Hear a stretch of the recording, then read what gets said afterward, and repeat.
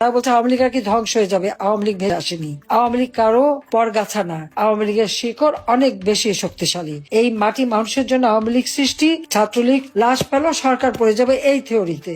এই হত্যাকাণ্ড আমরা ঘটাইনি। খুনি ইনুসের বিচার করতে হবে। আমাদের হাজার হাজার মানুষ হত্যা করেছে, পুলিশ হত্যা করেছে, তার বিচার একদিন ইনশাল্লাহ হবে। তারা এই যে আবু সাইদ, মুগ্ধ থেকে শুরু করে যে কটা হত্যাকাণ্ড, আমি তো বলবো প্রত্যেকটা হত্যাকাণ্ড ইনুসের এই বাহিনীর করা, তার সন্ত্রাসী বাহিনীরা করেছে, লাশ পেল, সরকার পড়ে যাবে এই থিওরিতে। এই হত্যাকাণ্ড আমরা ঘটাইনি। যখন এই হত্যা হয়েছে আমি জুডিশিয়াল ইনকোয়ারি কমিশন করে দিয়েছি। কমিশন কাজ শুরু করেছিল, সেই কমিশনকে কাজ করতে দেয়নি। এখন আমি বলবো ওই কবর থেকে লাশ তোলা হোক, বিদেশে এক্সপার্ট এনে ফরেন্সিক করা হোক, সত্যটা বেরোয় যাবে এই হত্যাকাণ্ডগুলি তারা কে ঘটিয়েছে। প্রত্যেকটা হত্যাকাণ্ডের দায় দায়িত্ব ইনুসকে দিতে হবে। যত ছাত্র হত্যা যা করবে, আমাদের মামলা তো দিয়ে যাচ্ছে।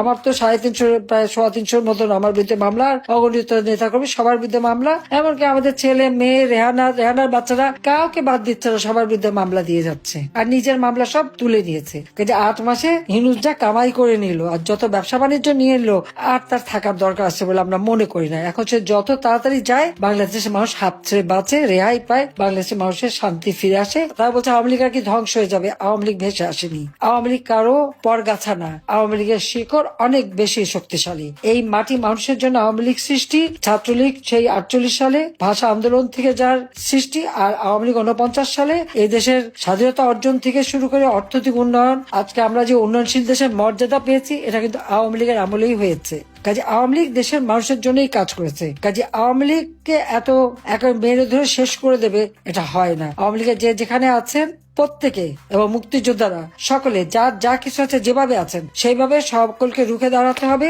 এবং এই একটা ফ্যাসিস্ট, ক্ষমতার লোভী, অর্থ লোভী খুনি ইনুসের বিচার করতে হবে। আমাদের হাজার হাজার মানুষ হত্যা করেছে, পুলিশ হত্যা করেছে, তার বিচার একদিন ইনশাল্লাহ হবে। এবং যেভাবে নির্যাতন করে করে মেরেছে, যে নারী ধর্ষণ, শিশু ধর্ষণ, প্রতিদিন কেউ কথা বলতে পারবে না, সমস্ত মিডিয়া তো তার কন্ট্রোলে। কেউ কথা বললেই পোড়াবে, নয়তো জেলে দেবে, নয়তো মারবে। কি সুন্দর দেশ চালাচ্ছে। কেউ কথা বলতে পারবে না, কথা বলার স্বাধীনতা নাই, মত প্রকাশের স্বাধীনতা নাই, নিরাপদে চলার সুযোগ নেই, শান্তিতে ঘরে ঘুমাবার সুযোগ নেই। যখন তখন বাড়িতে ঢুকে ডাকাতি, যখন তখন মারা, রাস্তার মধ্যে হেঁটে গেল সেখানে। এই অবস্থা থেকে পরিত্রাণ পেতে হলে যার যা কিছু আছে তাই নিয়ে প্রস্তুত হয়ে যে যেভাবে পারেন সেখানেই প্রতিরোধ গড়ে তোলেন, নইলে এই দুর্বৃত্তের হাত থেকে দেশকে মুক্ত করা যাবে না। বাংলাদেশ আমরা স্বাধীন করেছি মুক্তিযুদ্ধের চেতনার বাংলাদেশ, অসাম্প্রদায়িক চেতনার উন্নত সমৃদ্ধ বাংলাদেশ হিসেবে আমরা ইনশাল্লাহ গড়ে তুলবো। এটাই আমাদের পত্রিকা। সবাই ভালো থাকেন, সুস্থ থাকেন। খোদা হাফেজ। জয় বাংলা, জয় বঙ্গবন্ধু। বাংলাদেশ চিরজীবী হোক।